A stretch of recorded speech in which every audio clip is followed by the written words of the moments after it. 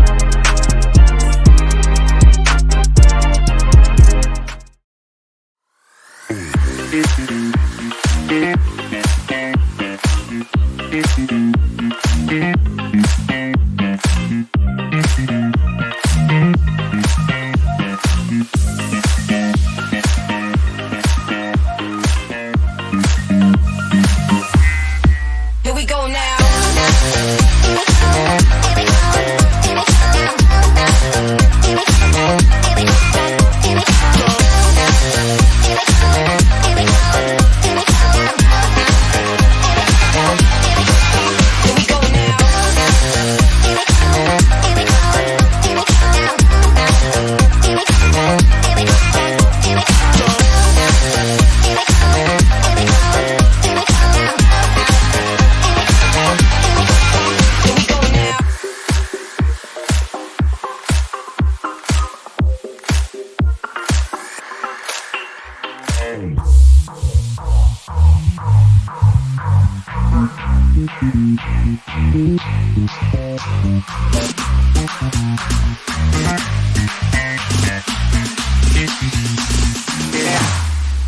Here we go now.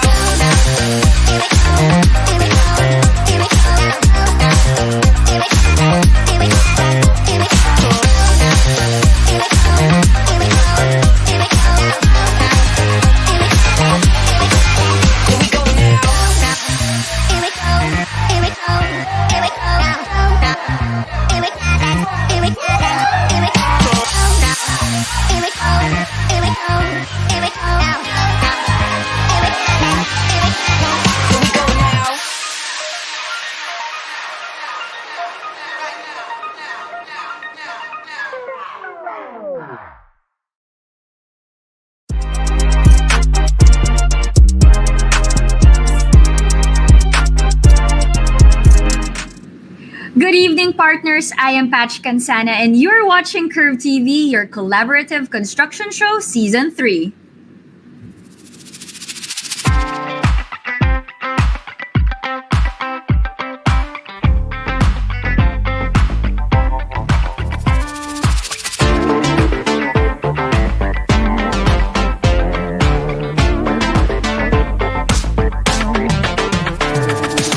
TV brings you the different sides and faces of the industry like never before. Fresh, inspiring, unintimidating. So join us for an hour of talk and more. Let's get ahead of the curve.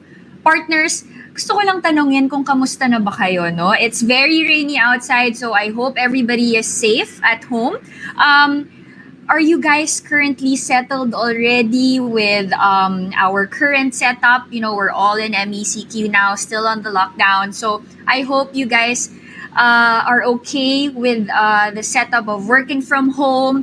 And, you know, sometimes we always need to ask also, kamusta na ba yung team natin, our workmates, you know, our projects, and all our other partners. So for this evening, we are going to be joined by 3 guests who will be talking to us about these setups and how it is in the general construction, no, in Manila and, you know, in Iloilo also. So let's welcome our guests, Principal Architect of CODS, Architect Faith Quinion, Architect Lutz Finiquito Jr. of Designs and Beyond Architectural Services, and Sir Renz Diche, Sales Training Manager and Motivational Speaker. Hi, everyone!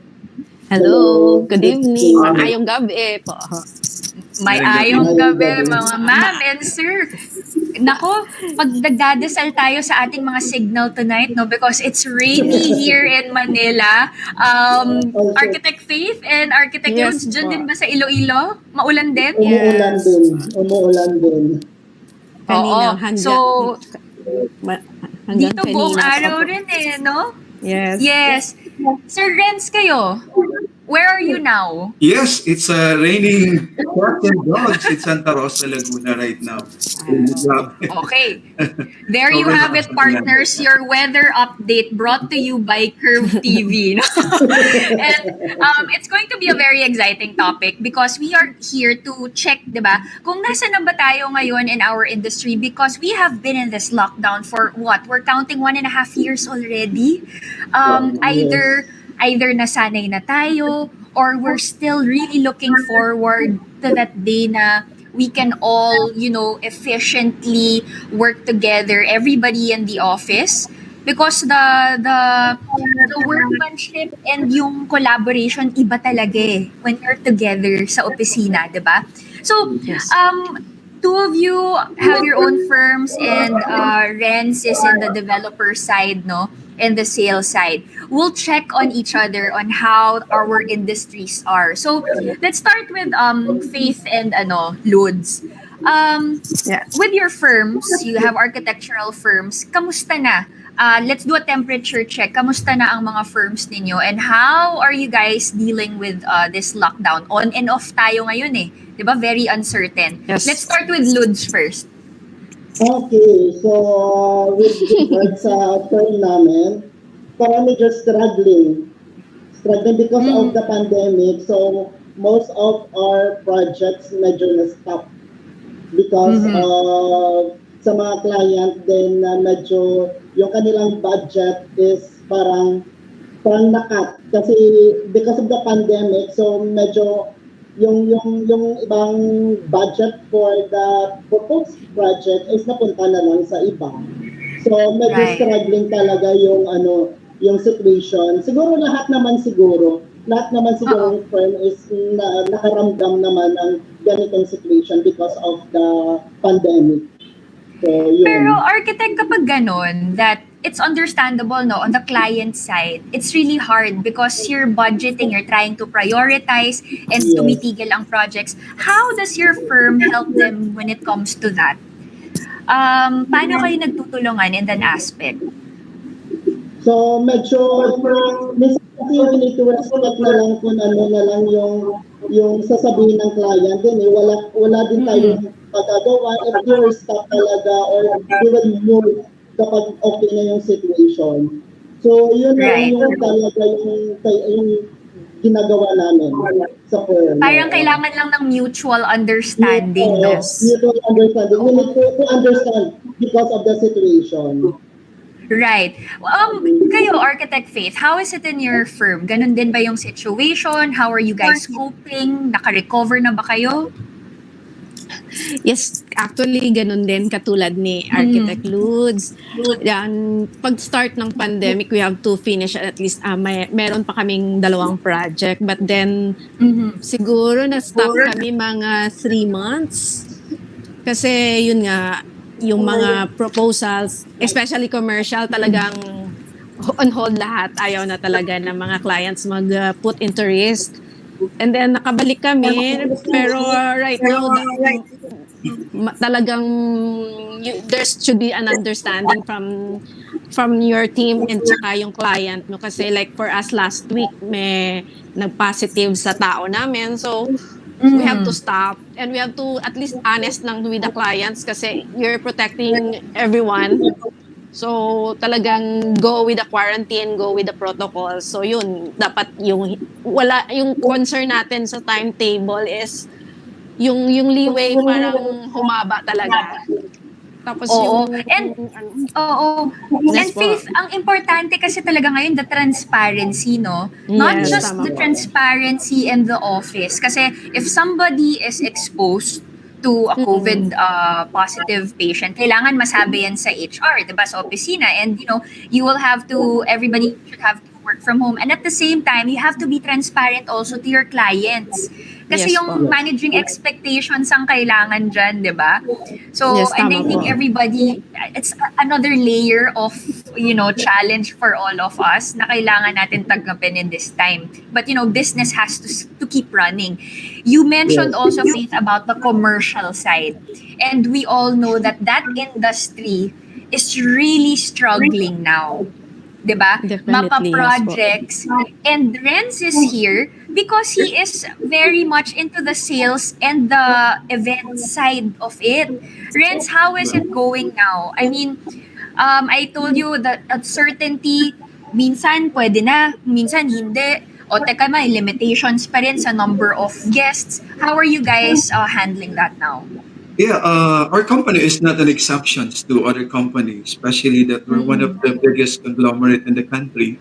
And we're in the same boat, no? Actually, last year was really struggle. I'm now handling the sales training department. So, it's quite, we're the first department to be top in order to be connected and definitely cascade this new changes, this new work setup. That's really a challenge to us. To be honest, last year was a really struggle because we're not expecting that the pandemic will happen. And that all the sales manpower, the team itself, especially the sellers, and even the departments are not ready with this, especially when it comes to technology. So in short, we have to set up everything, we make sure that everybody will be connected. We need to make sure that we have this group of communication that we can use for us to easily communicate with each other. So I think the effect of pandemic last year was definitely a chaos. And it's nice to know that with the support of the company, with their willingness to really shift now the gear to the new setup, which is the new normal. And the sales training department is also in the innovation side. I can say that at this point of time, we're now coping up. And what we're doing now is we have set everything, the system, the flow of communication, the business, the transaction, the booking, the sales, the construction, everything. Everything about the business process was calibrated for us to cope up with what we call new normal. And I'm happy that today our company, Philinvest Land Inc., is now in the stage that we are on the stage of doing the consistency, ensuring that everybody's safe, ensuring that everybody will be having a good job, and at the same time ensuring that the changes in how to do the business is in place so that everybody will be aligned, that everybody can do the check-ins and do the business as of now. So the hardest task na ngayon with the situation is that yung innovation, because of me as a part of training, we have to innovate every day. Consistent kasi yung connection mo. We cannot measure anymore. It's so hard to measure if you're doing great, if you're doing good.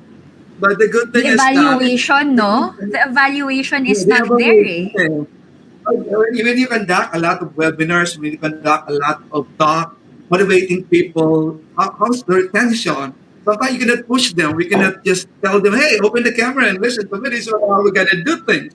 So we set all of this in can already. So consistency na lang, innovation. Now that we have a good Oo. connection with the seller and they're doing good, nako-convert naman yung effort natin. At actually, maging madali talaga ngayon yung communication, Miss Pat, Their architects. Dali, di ba, yung communication, the way you send this, but not all can be done without human intervention and without face-to-face intervention talaga. You Yes, really kasi have to go Renz, I down to the always, I always say this also on the show that when it comes to the construction side, at least for the design part, and I think Faith and Ludes can relate to this, we've always been trained to work also using the computer and the technology, di ba? Kumbaga, when the pandemic hit us, kaya natin magtrabaho kahit saan, basta may laptop ka, may computer ka, you can do that remotely.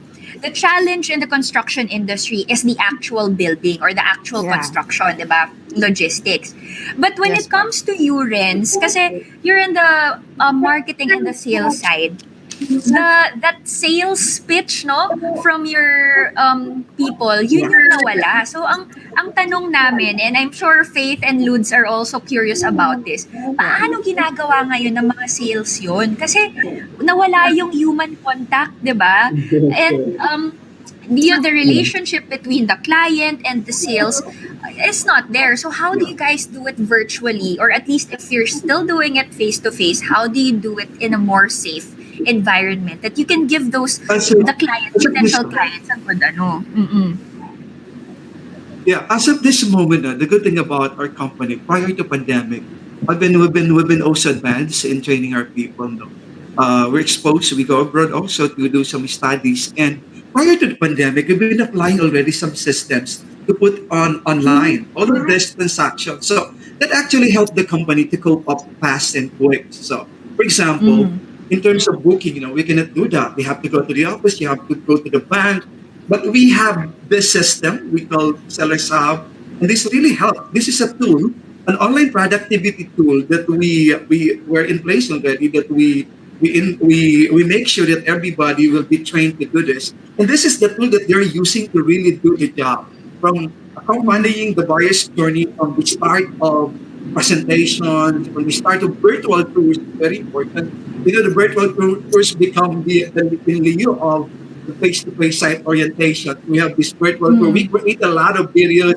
We created a lot of tutorials. Even me myself have to go engage in video tutorials for them to know how to do things. Then we have a very massive and comprehensive training program that they attend every week. We are active batch. I conduct, I think, at least 5 to 6 webinars in a day Wow. with different topics, just to make sure everybody will be aligned, Yes. will have the technical know-how, how to book, how to reserve. And the other challenges that really occur in that part is on the side of the buyer. Pat, when you try to impose new things, but not everyone naman is technologically savvy. Not all the client will just say, I cannot sign digitally.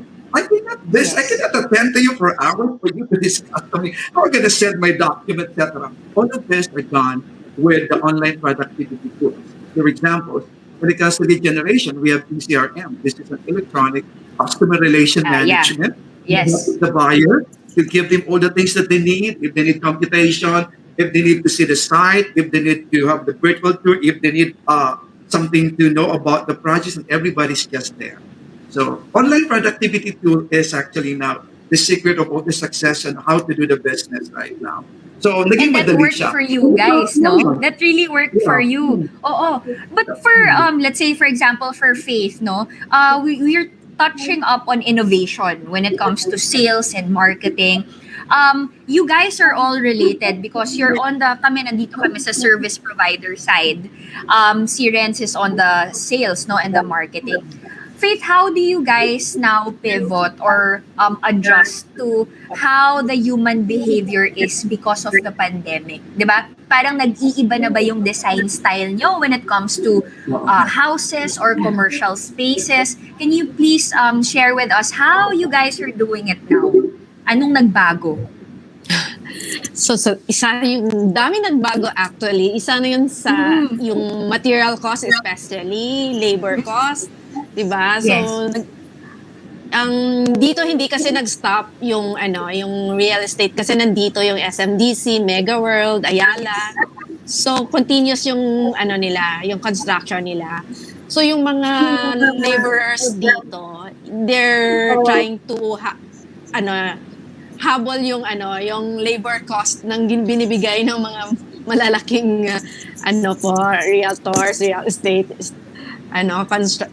construction industry. So we have to adjust. Tapos yung sa client naman is yung personalized talaga yung what is their need. Kasi parang nag-iba, 'di ba? Nag-evolve yung pangangailangan ng bawat isa. So Yes. like sa commercial, so nag-on hold sila, much preferred ng client na yung bahay muna. So they people try to realize what's more important sa ngayon. Important yung family bonding, family gathering. Important na yung bahay nila, may room for the children na maganda Yes. yung online studies nila. Yun. So, Parang nagkakaroon ng whatever. yung spaces nagiging mas defined Yes sa mga po. bahay, and parang they put value now to having their own personal spaces. Kasi before, it's always Yes. just the bedroom and then the living room. Now, we all have to consider that, the kids are going to be studying at home. Yes po. The parents are also going to work from home. Is that the case also, Ludes, with your clients?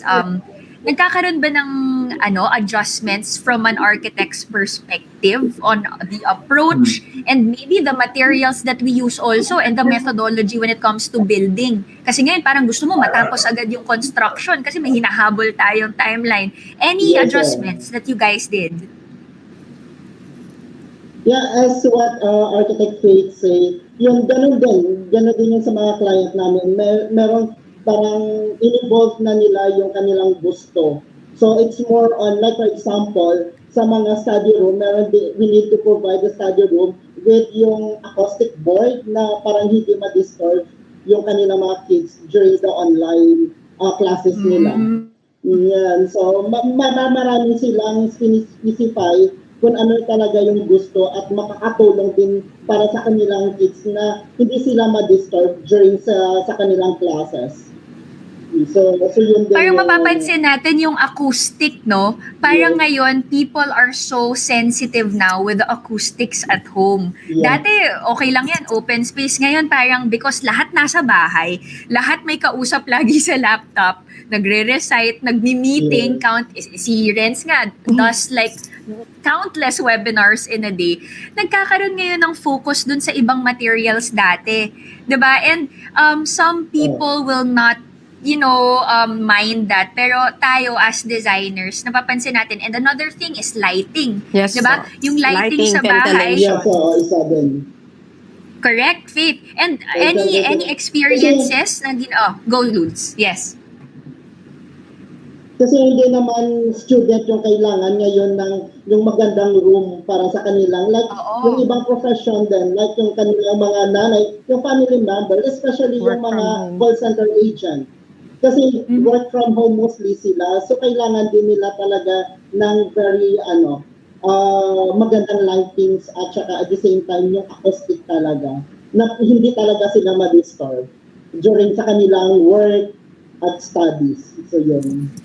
Tama. And Faith mentioned ventilation. Yes. Tapos meron pa po nga art na ngayon na-meet ko last week because kahit hindi nga tayo may GCQ, MECQ, hindi natin alam. So, they try to Basta put CQ. space. Oo, yun na. They try to put space na where they can have meeting at home na talaga. Na kung ano man mangyari, kung ano yung mga protocol ngayon, bahala na, pero kailangan mag-meeting, may mga kailangan sila mag face-to-face. Yung talagang hanap ng space na open siya, well ventilated.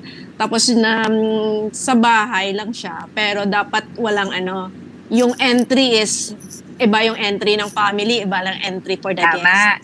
Yung Yes. mga ganun, Di yung ba mga parang trend. yung mga ganong logistics na dati naman uuwi ka lang sa bahay, papasok ka. Ngayon parang nagiging, ano siya, parang siya nagiging commercial space on how we think outside na iba yung entry point, di ba? Yeah. Usually may Yes. back house tayo, may front of the house. Ngayon ganun din at home.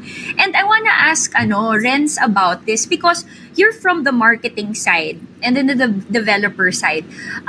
Nag-e-evolve na rin ba on the requirements that you guys ask from your consultants as to how these planning will be, kasi kayo ang nasa front end kayo ang magbebenta sa kliyente that it's safe, you guys can still hold your events here.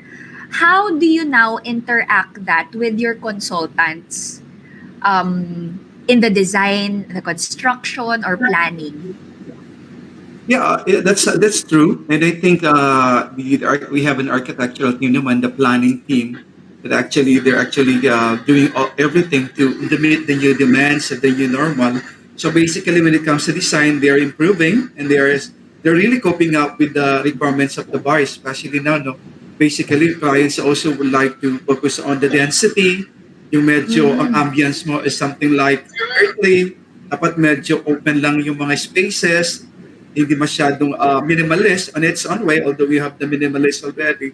Something like yung design talaga na hinahanap, that can create a peaceful mind. They have this time to little bit of planting for their own family to enjoy.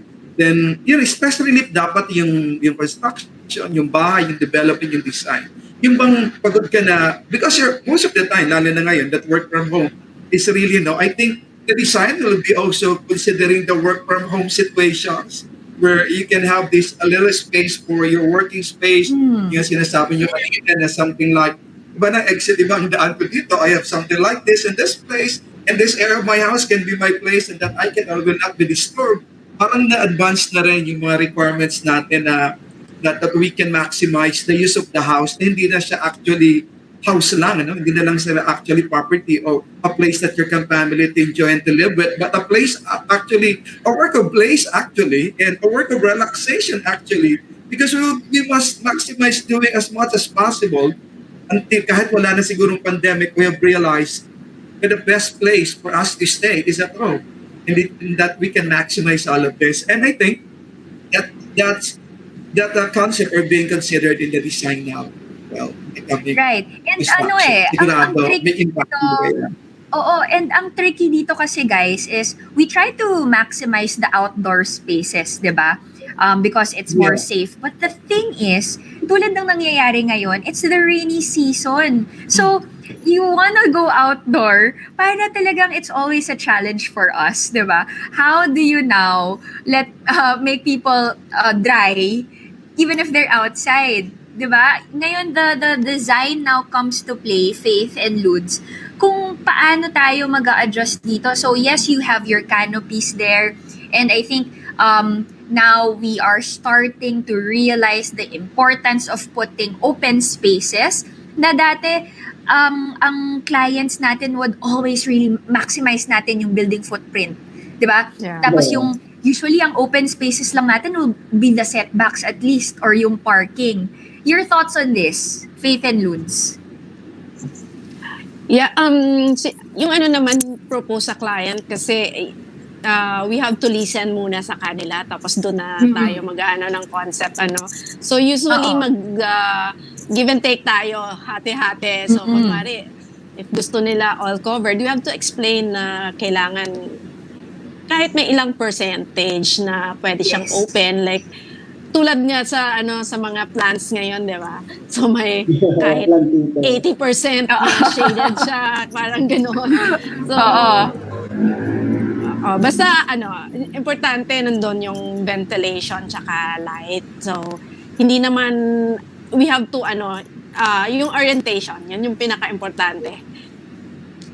And what about for you, Ludes? Kasi dyan sa Iloilo, alam ko the development, also the land dev there is being well taken care of, di ba? Yung roads nyo, and then yung expansion nyo of the sidewalk. Alam mo kami dito sa Manila, naiinggit kami dyan Kasi yung main highway nyo, di ba? You have that bike lane, the proper bike lane, and then merong talagang pedestrian. how conscious are you guys when it comes to that? Yung wellness rin and yung outdoor spaces whenever you design your projects there.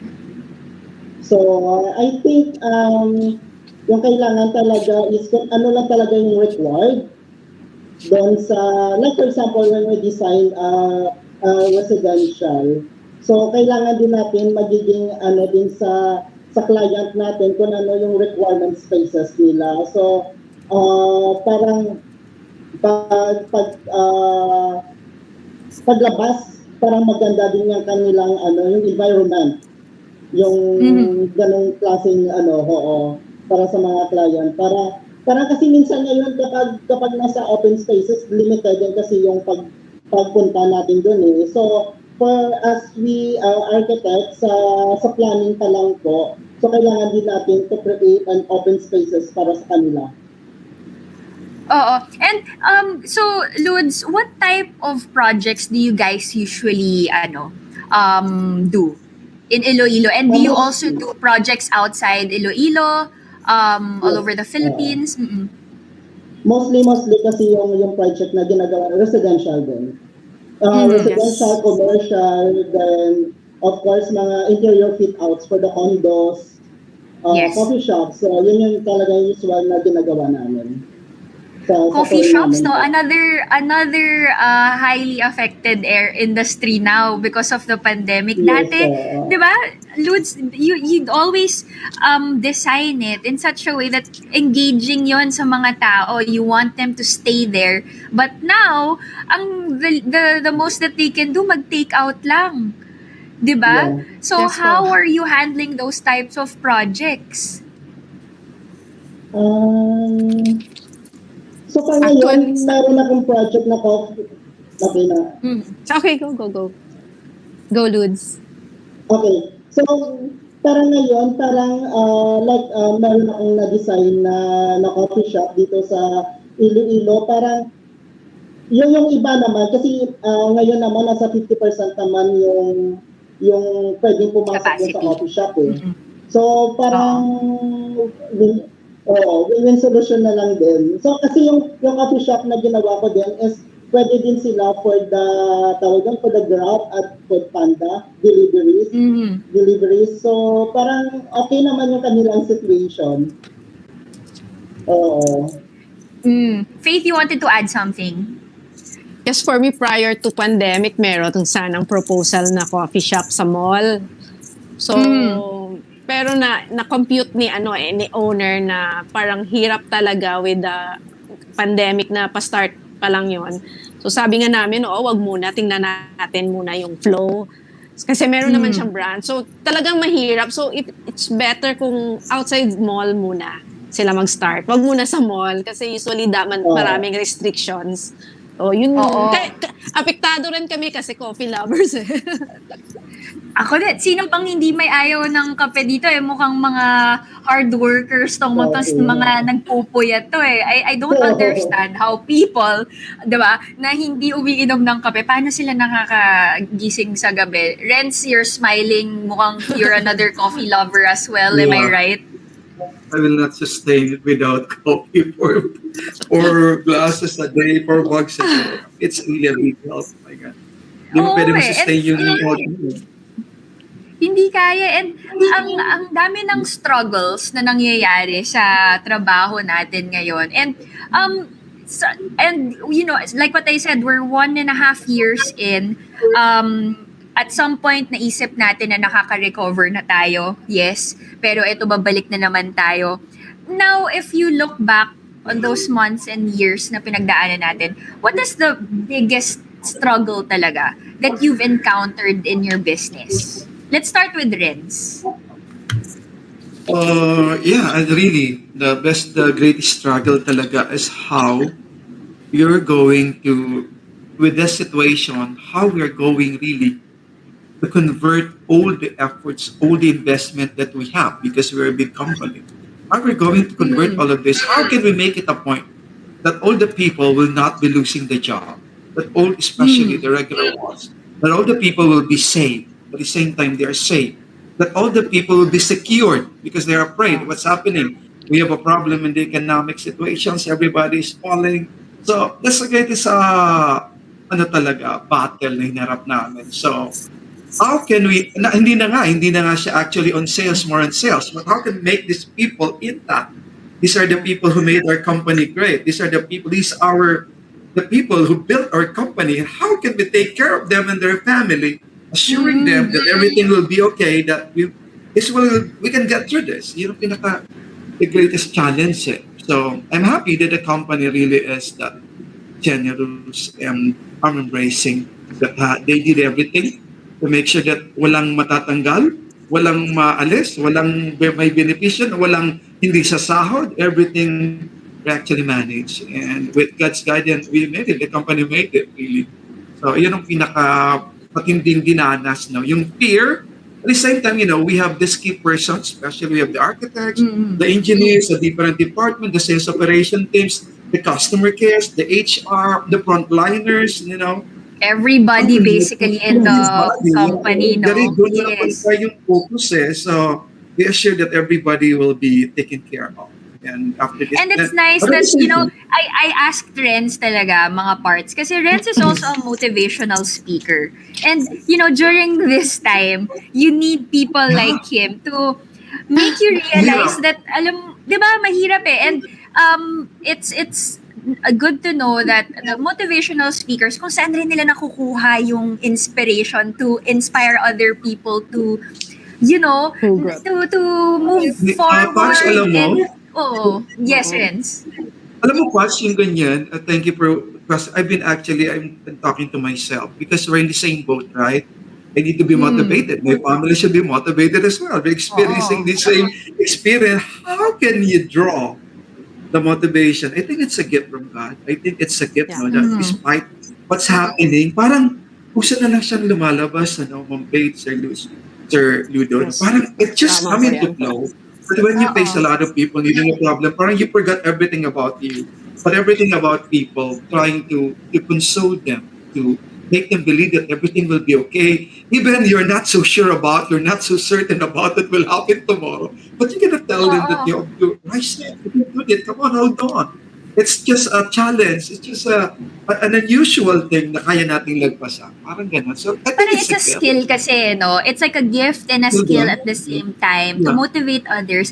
And it's just like the creative juices that designers get also. With Faith and Ludes, ganyan din yan. It's a skill. Yes. Yung mga ideas na nakukuha natin for our clients or for projects, bigla na lang rin dumadating yan eh. And yung lumalabas na lang, and our ideas inspire our clients. 'Di ba? Parang yan eh, it helps them realize that projects are possible despite the pandemic.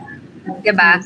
And there are minsan nga, mapapaiyak ka na lang eh. Minsan, you will realize, di ba, how come you did it? Paano nagawa yan? You design, we didn't know that we can still come up with better solutions, innovations. Ganyan din sa side ng training, no? Isang magugulat ka. That's wisdom. Faith, naramdaman nyo ba yun ni Ludes? No, any project na natapos nyo during this pandemic, parang napaka-rewarding. Parang, oh my God, I can't believe it. Did that happen? Yes po, kasi maraming iniisip kesa before, di ba? Yung iniisip nyo yung workers nyo, yung health nyo. So, hanggang kailan ba kami magtatrabaho? Baka bukas COVID na tayo lahat. Parang ganon. So, we have to pause talaga.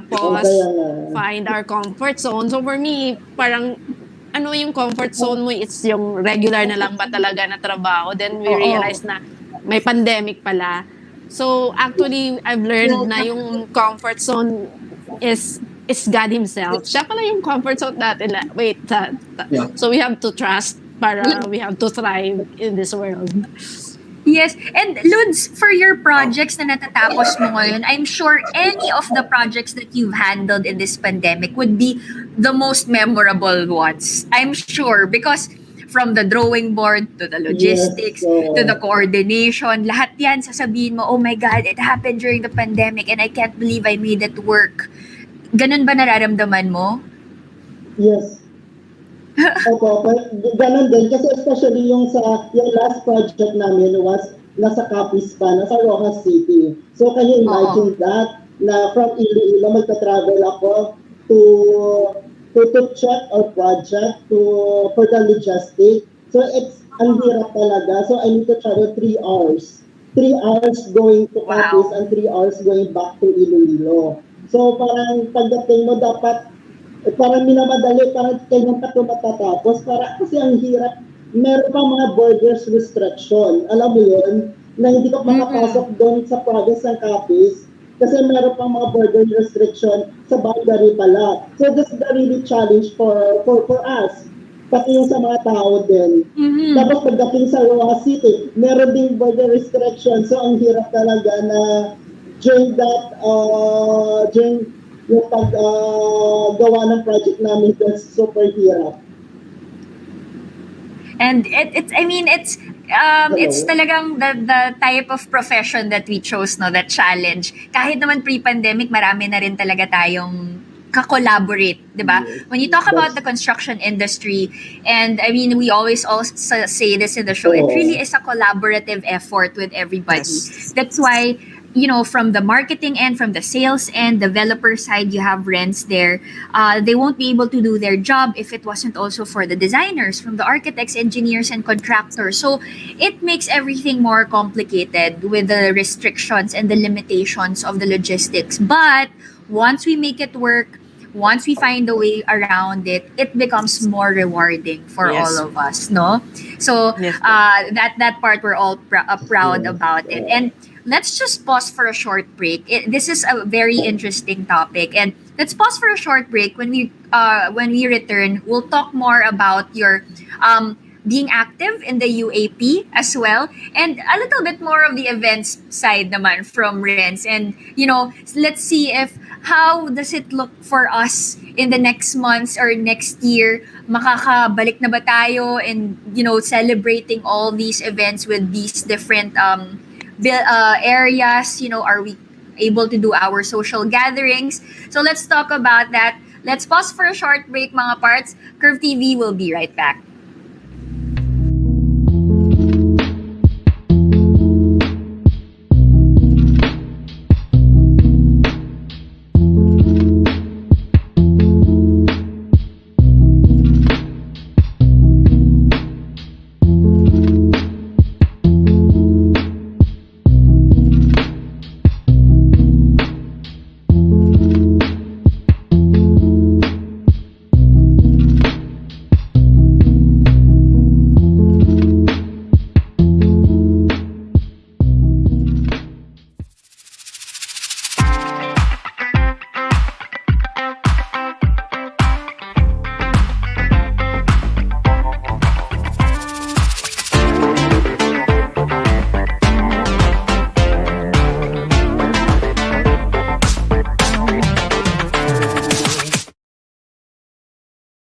With Architect Faith, Architect Lods, and Renz.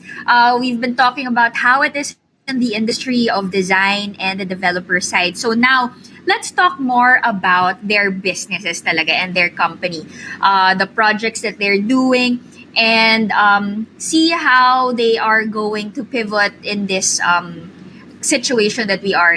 It's becoming to be the normal na talaga, eh, no? Talagang it's the interaction online and the logistics. It's becoming really how we are going to work with our clients and our other stakeholders. Okay, so let's talk to Faith and Lods. In Iloilo, I know you guys are also active when it comes to the UAP, correct? In the Yes. Western Visayas. We've invited some people also, yung mga chapter presidents namin. And we were asking how they are encouraging the members, you know, to actively participate. So I wanted to get your thoughts on this. Diyan sa UAP Western Visayas, how do you guys naman manage to connect with the different members? Sige, Faith, you can go ahead. Okay, so I think Si Architect chapter Luz. president kasi Sige, Lods. Yan. Go. So, ako na lang. Kaya kasi ako yung chapter president ngayon eh. Hello? Oh, yes. Okay. Ayan, yes, we can hear you. Sa ngayon, kasi since pandemic, since last year I was the chapter president. So ngayon, it's my second term as a chapter president. So parang tawag doon, ang hirap to communicate. Ang hirap to gather all the numbers. So what I did was, proper communication na lang. It's just, kailangan mo talaga isa-isahin sila to DM, to do a private message. Kapag merong meeting, so we need to one by one to send the infos. Tapos magpo-post ikaw ng mga activities doon sa page namin. So yun. Medyo busy ako ngayon for the UAP kasi maraming activities din yung UAP. So gusto ko din yung mga members magiging involved din sila sa mga activities ng UAP National at the same time yung UAP ng Iloilo. At the same time, every month naman is meron naman kami general membership meeting. So it's easy for me to connect with them. Kasi nga ako yung chapter president, so lahat ng mga choirs nila is direct sila sa akin. Dito sila lahat nagtatanong kung ano ang kailangan nila, especially for the payments of AYOPOWAS. So yung mga yan talaga ang favorite natin kapag UAP. Ako lahat. Tatagal pa yung term niya po. Aabot pa siya siguro hanggang 5th term. Oo, kasi when you talk about the UAP, talagang the Ayapowa, the After Juice, walang katapusan yan, sir. And I mean, the online, yung chapter ninyo nakapag-adjust na ba sa mga online transactions? Kasi kunwari, when somebody, lalo na for the Ayapowa, yung delivery, yung pag-send, di ba, nung actual certificate, nagawa niyo na ba ng paraan on how to make it more efficient for the members? Kasi pati yung pagbayad kasi ng kanilang dues is through online din. Through bank online or GCash. So parang mas madali. Yung mahirap lang sa part namin is just to transfer the money to the national. Kasi kailangan mo pumunta dun sa bank at pipila ka doon. Alam mo naman yung bangko ngayon, konti lang yung makakapit, tapos yung pila is napakahaba. So yun yung talaga yung pinakamahirap na part ko na magta-transfer na ng money doon sa national. So ang dami niya susulat na rin ako since last year. And it's normal. Parang lumalabas the automated part. Nagawa niyo na ng paraan for your chapter. Good for the members. But it's transferring from your chapter to the national, which yun yung nagkakaroon ng konting discrepancy na kailangan natin maayos para fully automated na talaga. 'Di ba? Para naman hindi masyado nahihirapan si Sir Loons. Oo. At saka ngayon naman yung Ayapowa naman is direct na rin sa natin sa UAP website. 'Di ba meron tayong portal. So direct na. Yung irony naman doon is yung meron pang mga members na meron pang mga back dues na kailangan nila to settle. So yung nangyayari kasi ngayon parang before ko sila bigyan ng link para dun sa kanilang Ayapowa is isa-settle muna nila yung kanilang dues. Para hindi na rin ako mahirapan na humabol sa kanila, nabayaran nila yung kanilang mga back dues dito sa chapter namin. Tama. And that's our responsibility naman rin talaga. Faith, from your perspective as a member also of the UAP, has it been easier, with everything that's happening now? Do you find it easy to interact with your members, apply your dues, pay all these membership with the UAP? Yes po, easier siya. Pero kasi last year, since ilang years din, member din ako, officer din ako. So, parang nakakamiss lang yung face-to-face, di ba? Yun, we go for the face-to-face kasi yun minsan lang magkita, chika-chika, ganun. So, pasalamat lang talaga kami sa UAP, Iloilo chapter. Andyan yung president namin na super sipag. Kasi, kaya ngayon siguro magte-third or fourth term pa siya.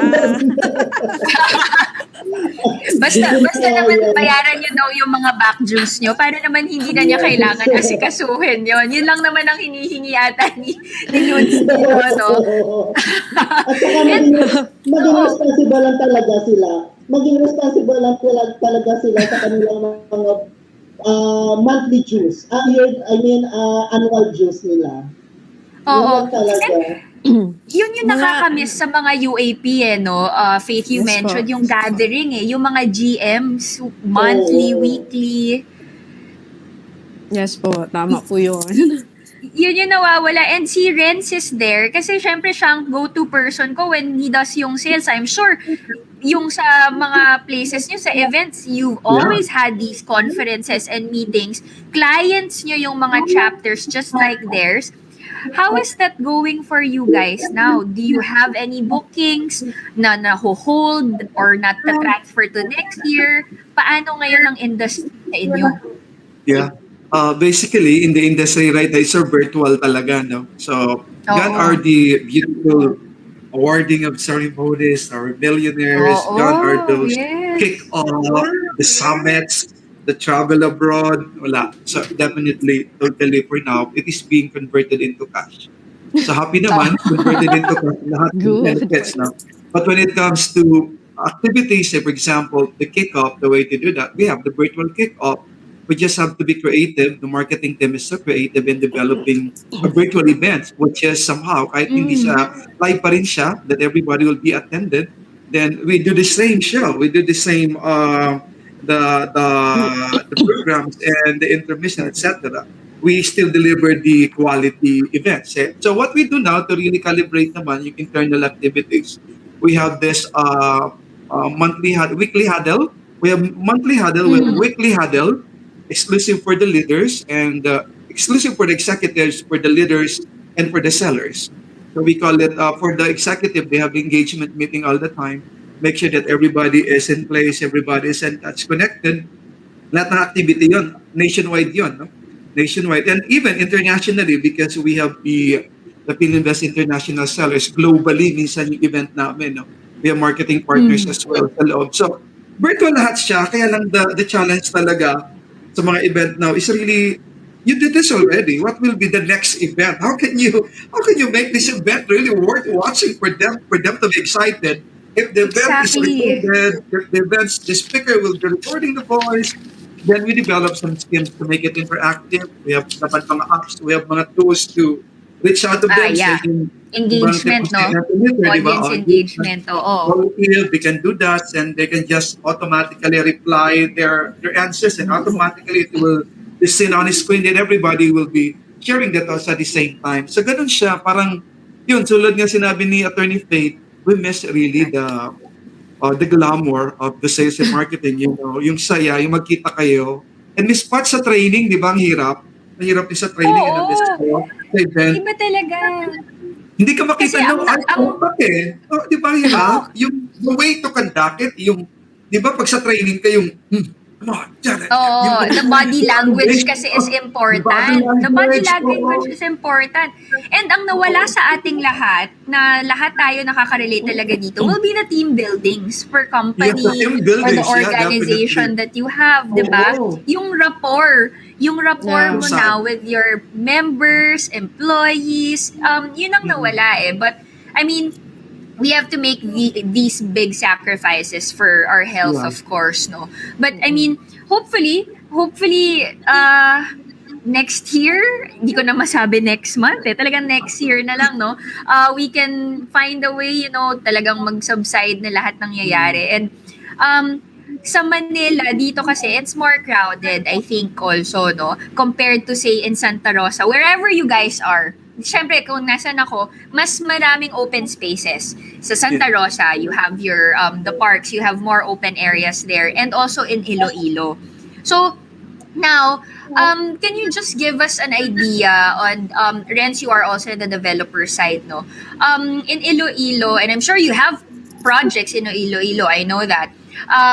how is the construction industry doing there? Kamusta ang developments dyan, Faith and Ludes? Marami bang on hold ngayon or ongoing ba dyan? Your infrastructures? Yes, Faith. Ongoing pa rin yung mga infrastructures, pero yung on hold talaga is yung mga commercial spaces, lalo na yung Oo. mga businesses inside the malls. And yung mga sa city, parang talagang tigil muna, watch and muna observe yung mga tao. Pero yung Are mga the commercials malalaking- being converted, Faith? Anong nangyayari sa kanila ngayon since walang activities masyado? Sad to say, marami talagang nag-pull out sa malls. So, Oo, no? masakit din The big kasi boxes talaga eh. Oo. yung mga projects mo before na last year lang nag-open, ngayon pull out na, parang ganon. Parang nakakalungkot naman. So pero yung mga like Mega World Ayala, MDC, yun yung talagang malakas sila ngayon sa mga condo Oo. units nila. Tsaka The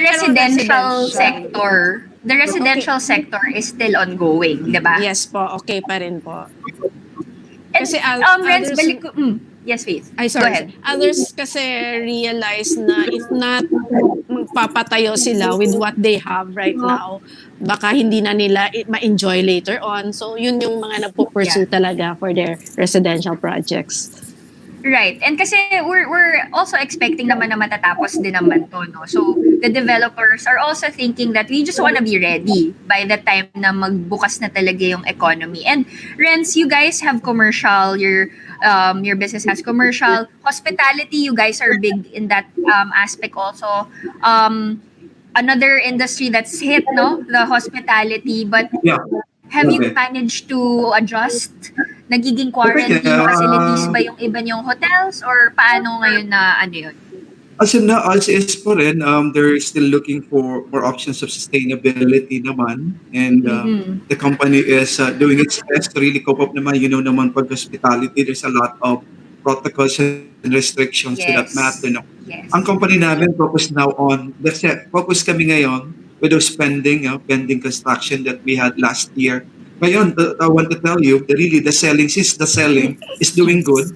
Nag-perk up talaga ang bentahan. You know that grabe. It's amazingly surprising that the selling now is really that in great condition. The perk up talaga. Grabe ang benta ng mga seller natin ngayon. Maybe because of the platform, no? The seller also. And I think I think it's the best time kasi. The good thing about the pandemic is that kaya magandang construction, tuloy-tuloy. Sa Philinvestment, nagtuloy-tuloy na ang in-open namin. Inumpisa na rin i-turn over at magbukas ng ituloy yung construction, mga pending projects, no? Because of the opportunity also of the buying opportunity of real estate product. Alam nyo, lalong lumaki, no? At I think there will be a great rebound in the industry. Gumaganda na yung ekonomiya natin, and according nga sa Bangko Sentral, no? So 9% naman yung rebounds natin for this year. And ayon sa statistic naman, we're doing great by 2022. So tuloy-tuloy po ang construction ng Philinvestment Inc. with our high-rise building, our MRBs, our medium-rise building, our resort-type township communities, especially mga subdivision in the South Calabarzon areas na talaga namang malakas ngayon. So basically, there's a good, really promising rebound when it comes to construction. Tuloy-tuloy naman ang Yes. construction. And that's the nice thing about our industry, no?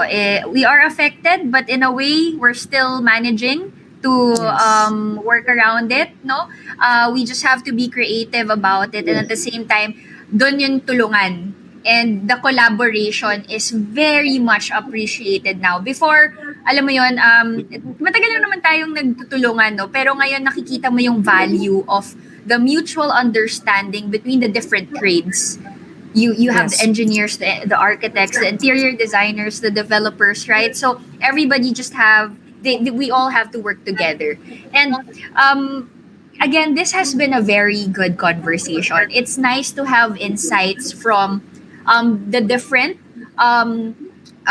people and characters in our industry, at the same time the different places, kasi we usually talk to practitioners here in Manila. Now it's nice to talk to people who are practicing in Santa Rosa. You have the Iloilo, so we get a different perspective on how you guys handle things. Nasa pareho ba tayong environment? Mas nakakagalaw ba kayo dyan?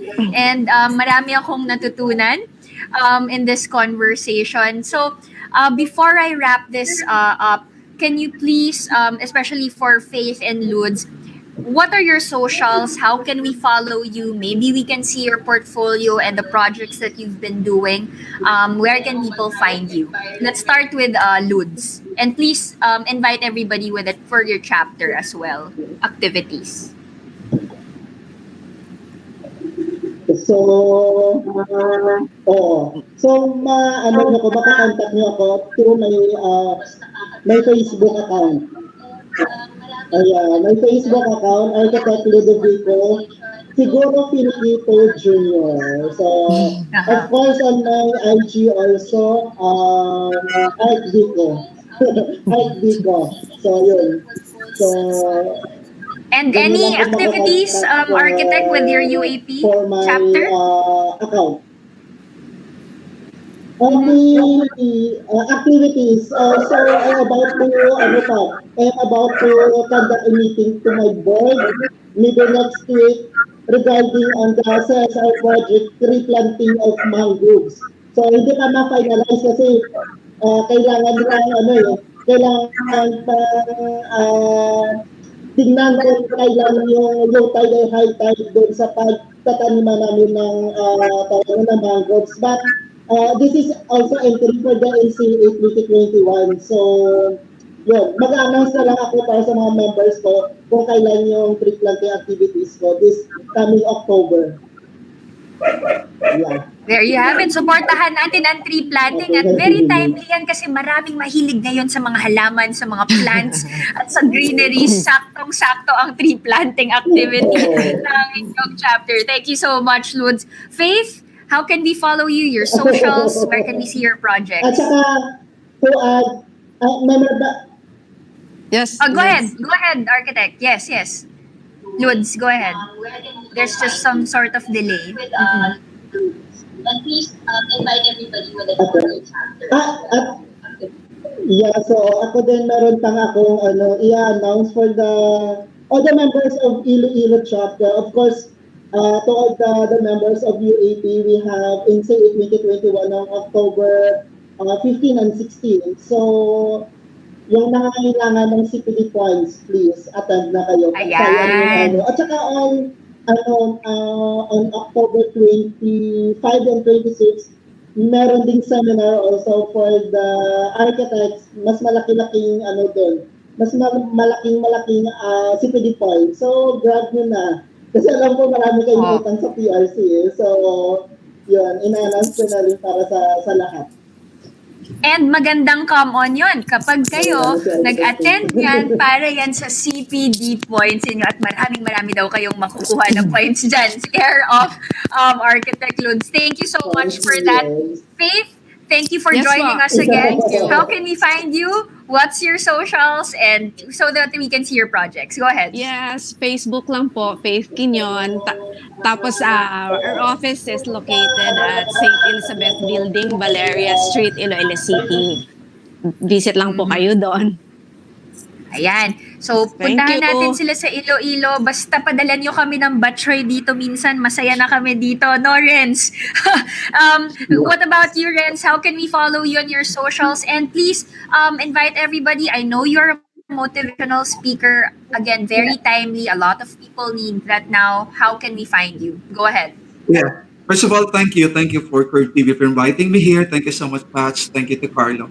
And to the rest of the people watching right now, I would like to invite you. You can contact me. You can reach me. I have a YouTube channel. This is the Minders channel. Or you can just type in Renz Teacher. I share a lot of motivational talk there. I have some sales tips to keep. I have some inputs every day, daily news. So visit me there. So maybe you can glean and collect some ideas as well when it comes to events and training and in sales and marketing. And yeah, I have also Renz Dicha, the same name. Just type in Renz Dicha. So you can find me in YouTube and my Instagram as well as Renz Dicha as well. Pat, so you would like to campaign? Can I do some? Yes, go ahead, Um, please. I would Yes. like to invite everyone. I will be having we will be having a career opportunity forum for everybody's Mhm. listening right now. If you want a job, we're opening a job. Be one of our online sales and marketing partners, meaning to say a seller for Philinvest. We'll be starting the career opportunity forum by tomorrow 9 a.m. So join us for you to see more of greater opportunities. Maybe this will be the gateway for you now to become one of the millionaires in the coming days. Don't miss that opportunity. Thank you so much, Thank friends. you. Maybe we can ask for the link from you or the poster so that we can help you out and we can post it here also on Curve Wow, TV, maybe for those who are wow, interested. thank So you. please just send that. We can Yeah, post it here. All right. So there you have it, guys. Thank you again, Faith, Renz, Yes, and welcome po. Ludes for Thank you joining din. us on the show. thank you. Curve TV is very happy that you were able to join us here. There you have it. Once again, Architect Ludes is back, no? Thank you, sir, for being here with us. Shout out to all our Iloilo friends, diba? All the architects, engineers, contractors, designers, everyone in the construction industry all over the country. Bawat araw, walang bibitaw. Now, parts for sponsorship and collaborations, if you want to feature your projects or your company, please email boulderchannelph at gmail.com. And tomorrow, Thursday at the Boulder Channel, join Jamie G on Grind at 7:30 p.m. and Nico Loco on Brief Encounter at 9 p.m. Stay safe, everyone. Get an architect, get a contractor, get an engineer, get a designer, and get ahead of the curve. I'm Patch Kansana, and you've just watched Curve TV, your collaborative construction show, Season 3. See you next Wednesday. Bye! Bye. Bye. Thank Thank you. you.